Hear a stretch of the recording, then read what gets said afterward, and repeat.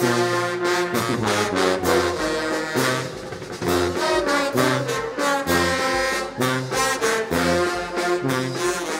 muzikaal spektakel was het zaterdag in Maasbree bij de Limburgse kampioenschappen voor zatenharmoniekes en joekskapellen.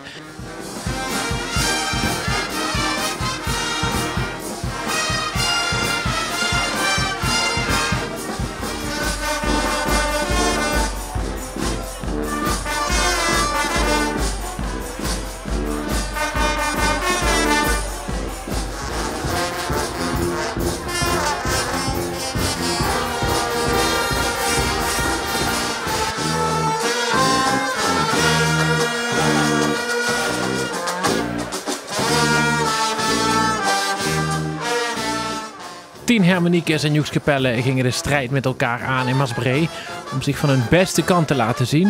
De organisatie was in handen van kapel De Koelemoeters, die vorig jaar won. Elke kapel kreeg precies 11 minuten om zich te presenteren.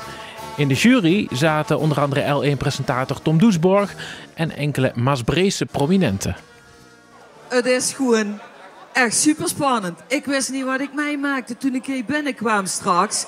Dus ik heb het allemaal gezien. Maar er waren er einde het allerbeste.